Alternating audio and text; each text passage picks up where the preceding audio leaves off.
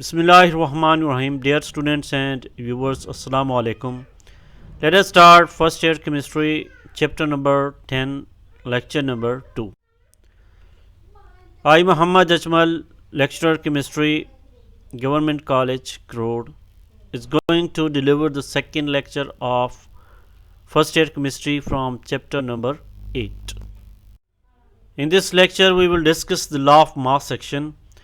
This law was given by C.M. Goldberg and R. Weig in 1864. It states that the rate at which the reaction proceeds is directly proportional to the product of the active masses of the reactants. यानी इस law के मुताबिक कोई भी reaction जो proceed करता है forward direction में, जो आगे बढ़ता है, उस रिएक्शन का रेट या रफ्तार रिएक्टेंट के एक्टिव मासेस यानी उनकी मिकदार के हासिल ज़रब के डायरेक्टली प्रोपोर्शनल होता है। यानी रिएक्टेंट की मिकदार जो है उस पर किसी रिएक्शन की रफ्तार या रेट का इन्हिसार होता है। जितना रिएक्टेंट ज़्यादा लेंगे उतना रिएक्शन फास्ट होगा, और जितना रिएक्टेंट की मिकदार कम होगी इट मीन्स दैट रिएक्शन जो है उतना स्लो होगा।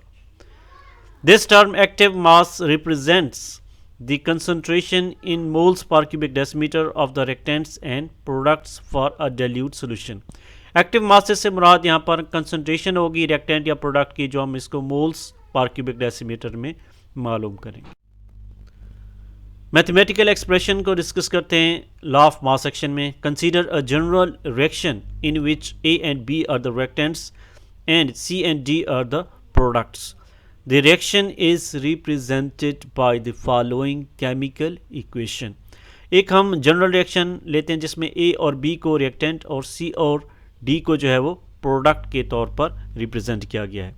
A B यहाँ पे रिएक्टेंट हैं, C और D जो है ये प्रोडक्ट है। KF फॉरवर्ड रिएक्शन के रेट कांस्टेंट को और KR रिवर्स रिएक्शन के रेट कांस्टेंट को रिप्रेजेंट कर रहा है। The equilibrium concentrations of A, B, C and D are represented in square brackets like A, B, C and D square brackets respectively, and they are expressed in moles per cubic decimeter. Equilibrium की हालत में A, B, C reactant और product यानी A, B और C, D product की कंसनट्रेशंस को इस तरह A, B, C, D square brackets में रिप्रेजेंट किया गया है, और इन कंसनट्रेशंस को ज़ाहिर किया जाता है मोल्स पर क्यूबिक डेसीमीटर की शक्ल में। According to the law of mass action, the rate of forward reaction is proportional to the product of molar concentration of A and B mean reactant. यानी लॉ ऑफ मास एक्शन के मुताबिक जो forward reaction का rate है RF वो directly proportional होगा reactant की concentration के हासिल तरफ। अगर हम फॉरवर्ड रिएक्शन में देखें तो A, B रिएक्टेंट हैं और C और D प्रोडक्ट होंगे, तो जो प्रोडक्ट है C और D इनके बनने का इन्हिसार या फॉरवर्ड रिएक्शन के रेट या रफ्तार का इन्हिसार ए और बी यानी रिएक्टेंट की कंसंट्रेशन के हासिल ज़रब पर होगा। और इस रिएक्शन को या तो हम इस तरह भी रिप्रेजेंट कर सकते हैं कि यहाँ पे ये जो प्रोपोर्शनैलिटी की सिंबल है इसको हटाएंगे तो कोई कांस्टेंट के एफ लगाएंगे। K F represents the rate constant for forward reaction, where K F is the proportionality constant and is called rate constant for forward reaction, and RF is the rate of forward reaction. यहाँ पे RF rate of forward reaction को represent कर रहा है। KF एक proportionality constant है, इस proportionality की हटाकर इसको constant को KF को लगाया गया है, और KF को कहा जाता है rate of, ये जो है इसको कहा जाता है rate constant for forward reaction. इसी तरह हम रेट ऑफ रिवर्स रिएक्शन को इस तरह रिप्रेजेंट कर सकते हैं कि rate of reverse reaction is directly proportional to the product of concentration of C and D. जो रिवर्स रिएक्शन होगा उसमें सी और डी रिएक्टेंट के तौर पे एक्ट कर रहे होंगे और ए और बी जो है वो प्रोडक्ट बन रहे होंगे। तो यहाँ पे उसी तरह फॉरवर्ड रिएक्शन की तरह जो रेट ऑफ रिवर्स रिएक्शन ये डायरेक्टली प्रोपोर्शनल है to the product of concentration of reactant. C और डी जो है यहाँ पे रिएक्टेंट को रिप्रेजेंट कर रहे हैं। इस रिएक्शन को इस तरह भी हम रिप्रेजेंट कर सकते हैं कि प्रोपोर्शनैलिटी को हटाकर इसकी जगह पे हम क्या रिप्रेजेंट कर रहे हैं के आर को, यानी एक प्रोपोर्शनैलिटी कांस्टेंट लगा रहे हैं के आर को। K R is the proportionality constant and is called the rate constant for backward reaction, and R R is the rate of reverse reaction. यहाँ पे के आर रिप्रेजेंट कर रहा है प्रोपोर्शनैलिटी कांस्टेंट को, जिसको रेट कांस्टेंट फॉर बैकवर्ड या reverse reaction कहा जाता है। आर आर जो है ये रिप्रेजेंट करता है rate of reverse reaction. At equilibrium R F is equal to R R, यानी जब इक्विलिब्रियम की स्टेट या स्टेज पहुंच जाएगी तो R F rate of forward reaction equal हो जाता है रेट ऑफ रिवर्स रिएक्शन के।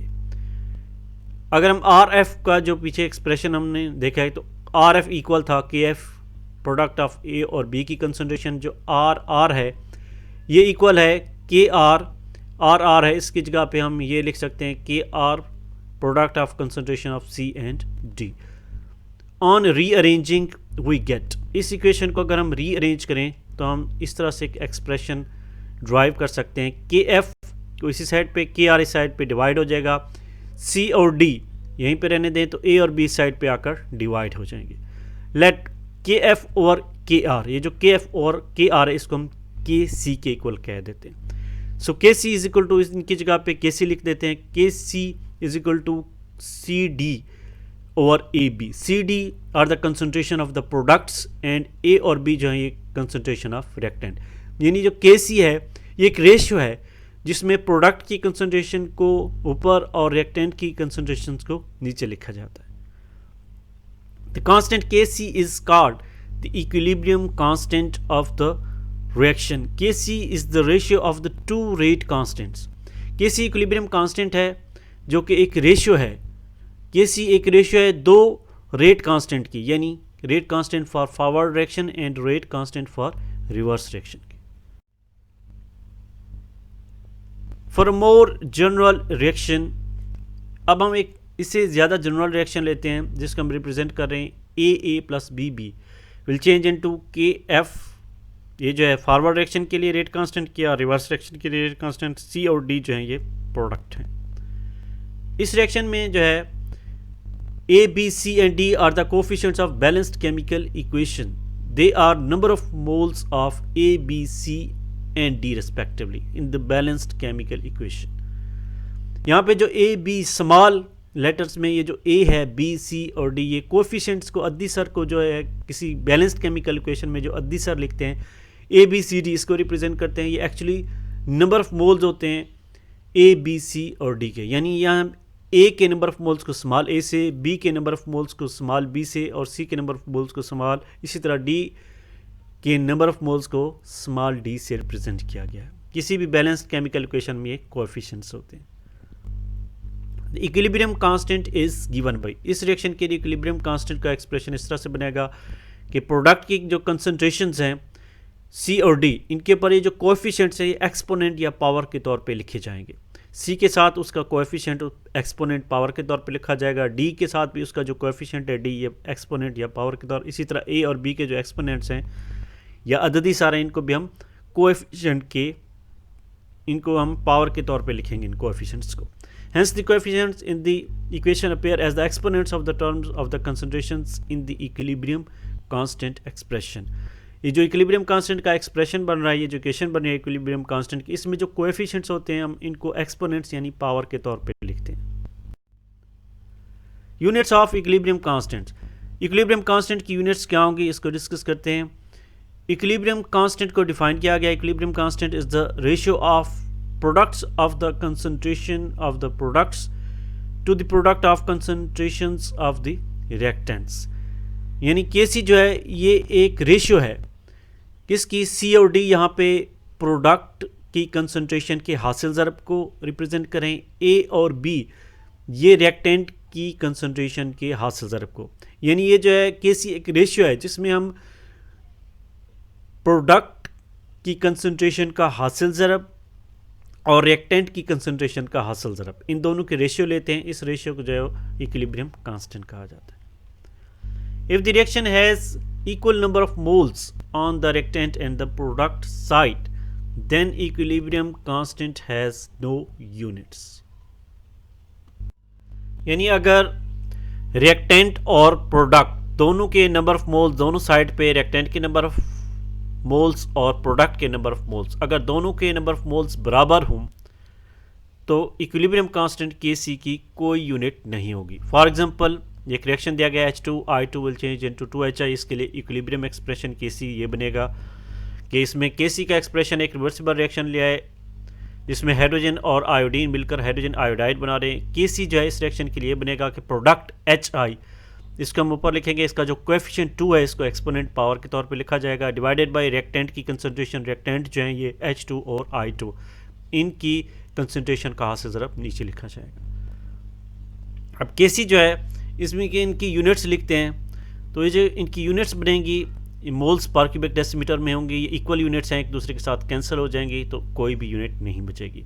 ये जो स्क्वायर ब्रैकेट में कोई भी कंसंट्रेशन हो इसको हम मोल्स पर क्यूबिक डेसीमीटर में लिखेंगे, ऊपर वही जो पावर है एक्सपोनेंट की यही रहेगी।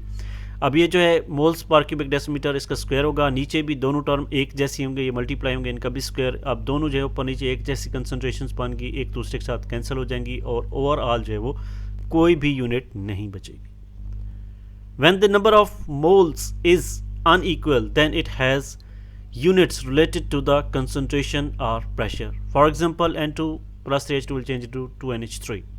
जब रिएक्टेंट और प्रोडक्ट के नंबर ऑफ मोल्स बराबर ना हो फिर Kc की कोई ना कोई यूनिट्स होगी। जिस तरह इस रिएक्शन में देखें N2 प्लस 3H2, इसमें नंबर ऑफ मोल्स अगर हम रिएक्टेंट के देखें तो रिएक्टेंट के टोटल नंबर ऑफ मोल्स जो हैं 3 जो हैं हाइड्रोजन के हैं, 1 नाइट्रोजन का है, 4 मोल्स रिएक्टेंट के बनेंगे और प्रोडक्ट के 2 मोल्स हैं, यानी अनइक्वल मोल्स हैं। यहाँ पे अगर हम देखें तो 1 और 1 जो ऊपर एग्जांपल दी गई है इसमें रिएक्टेंट के भी 2 मोल थे, प्रोडक्ट के भी 2 मोल्स थे, जबकि यहाँ पे रिएक्टेंट के 4 मोल्स और प्रोडक्ट के 2 मोल्स हैं, यानी रिएक्टेंट और प्रोडक्ट के मोल्स अनइक्वल हैं। तो अब इस केस में K की कोई यूनिट्स होगी। जिस तरह ये एक्सप्रेशन Kc का दिया गया है, प्रोडक्ट की कंसंट्रेशन डिवाइडेड बाय रिएक्टेंट्स की कंसंट्रेशन, इनकी कंसंट्रेशन यूनिट लिखें, तो इस यूनिट्स को अगर हम सॉल्व करें तो जो ओवरऑल यूनिट बचेगी वो ये बनेगी। Kc में जो है प्रोडक्ट की कंसंट्रेशन NH3 है, ये ऊपर लिखा गया है, नीचे रिएक्टेंट लिखे गए हैं। अब हर एक कंसंट्रेशन में मोल्स पर क्यूबिक डेसीमीटर, अब इसको अगर हम सॉल्व करें तो इसकी ये यूनिट जो है ये बचेगी मोल्स पर क्यूबिक डेसीमीटर की। ओवरऑल पावर जो है ये नीचे जो है ये 3 और +1 4 यूनिट होगी, 4 पावर टोटल हो जाएगी। जब इसको ऊपर ले जाएंगे 2 - 4 होगा तो ओवरऑल पावर -2 बचेगी।